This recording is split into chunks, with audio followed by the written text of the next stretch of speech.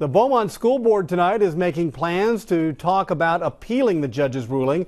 Within the past hour, the district sent out a copy of the agenda for Monday's school board meeting. It shows the board will meet in executive session following the meeting to talk about how to respond to the temporary injunction.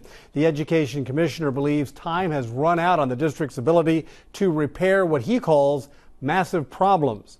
The Texas Education Agency cited those problems, including financial mismanagement and a loss of public trust, when its attorneys argued their case Tuesday before Judge Stephen Yalowski in Austin. Attorneys for BISD say the district deserves more time to correct its problems. The judge weighed the arguments, and around noon today, he released his decision. The judge denied a temporary injunction. We spoke with the board president and one board member about the ruling and the possibility of an appeal. I think that what the district needs to do is they need to stop the fight, stop wasting the taxpayers' money, bring in a board of managers that the TEA will appoint and replace the superintendent. I think that's what needs to be done to get the district back in line. That would be a board decision, and that would be something that we would have to come together and discuss before we would make that decision.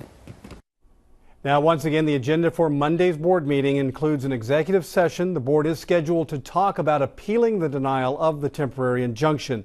In a statement released to KFDM News, Chris Tritico, the lead attorney for BISD, says in part, the ruling confirms TEA's belief that it can change positions within the law to support whatever end it desires. That cannot be the law. Commissioner of Education Michael Williams also released a statement. It says in part, today's ruling is truly a victory for the people of Beaumont who seek to restore trust and confidence in their local school district. He says board members must ultimately decide whether to abide by the legal decision that's already been reached or continue to utilize taxpayer dollars in a losing fight. To read more reaction to the ruling and read the judge's entire decision, log on to our website, kfdm.com. Well, the ruling has generated tens of thousands of views on our KFDM News Facebook page and hundreds of comments. One person wrote, "Yes, get them out now before they do any more damage to the citizens and children." And this from another Facebook fan, surely the superintendent and the board will graciously exit for the benefit of the kids and not appeal to boost their egos. Another appeal will probably be what they will do, but I would hope they will just say goodbye and exit once and for all.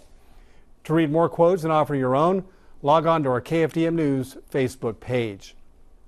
Now, while the legal battle is unresolved, the district is preparing to tackle the budget. The superintendent says BISD needs to cut jobs to shave more than $20 million in expenses. And now, within the past hour, we learned of another way the district wants to save money. KFDM's Justin Hinton joins us live now from BISD headquarters. Justin? Yeah, Greg, what we're talking about here is the closing of Austin Middle School. We just learned that that is going to be considered come discussion time on Monday when they discuss the RIF. Now, according to the agenda, they're saying that they're proposing to close Austin Middle School and repurpose the facility for the Paul Brown Center as well as pathways at that location. Now, it's just part of the things that they will be discussing come Monday. And earlier today, I sat down with Board President Gwen Ambres to talk about how she feels about the RIF process. What you want to say? This was a mind-boggling decision. It was catastrophic, but we did it by the rules. That's how BISD Board President Gwen Ambres wants the public to view the reduction in force when everything is said and done. One of the reasons why she's stressing the importance of following board policy, even after it may have been compromised. In May, we told you some teachers had come forward saying they had been called into the principal's office and told they would not have a job next year. There should no teacher be being told that because, again, I don't know what the board is going to decide. And one thing I've been clear on with staff is I don't make decisions for the board. I make recommendations to the board, and then we'll see what the board decides to do. I'm not familiar with that. There's a lot of speculation out there. The board has not even given the superintendent the authority to go forward with a reduction in force.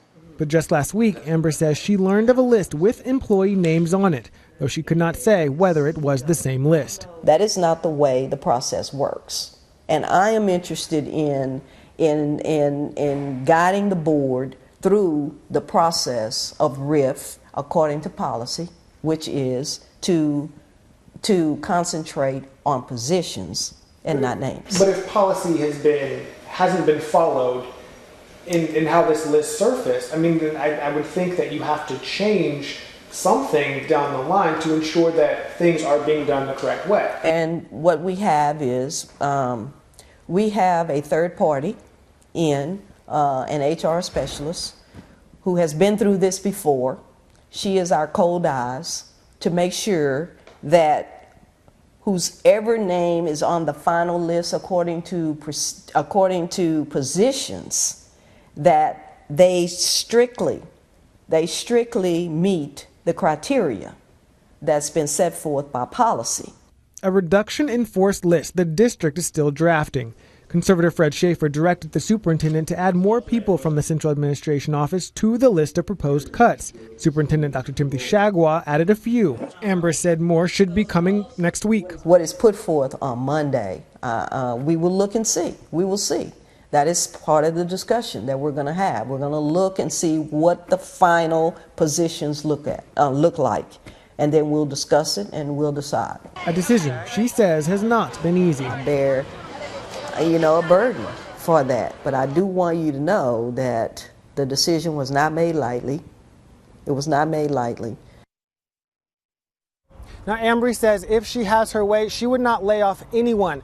And again, that discussion will take place on Monday, including other possible ways where the district can save money, including what we told you about before with the possible closing of Austin Middle School. Now, Board President Gwen Ambres also told us that they were planning on having a public comment section as a separate meeting to have that public comment, because with board policy, it states that they cannot have a public comment during a special meeting. Well, Conservator Fred Shafer stepped in and he directed the board to have public comment for this particular special meeting that will be taking place on Monday, and we're told that that public comment section will take place before the board votes.